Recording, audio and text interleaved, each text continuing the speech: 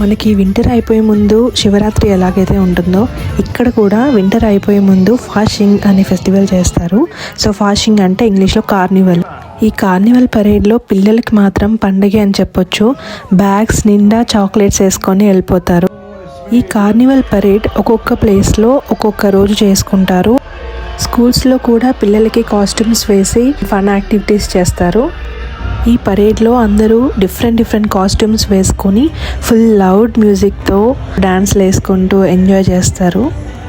ఈసారి మా బుడ్డోడికి first fasting ఇది, బట్ సిక్ ఉండడం వల్ల మేము ఇంట్లో నుంచే ఎంజాయ్ చేసాము.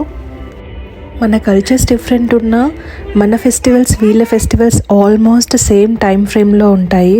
సో ఫెస్టివల్స్ నేమ్ డిఫరెంట్ ఉన్నా దాని వెనకాల ఉన్న పర్పస్ మాత్రం సేమ్ అనిపిస్తుంది. సో మీకు ఈ వీడియో ఎలా నచ్చిందో చెప్పండి. Thank you for watching.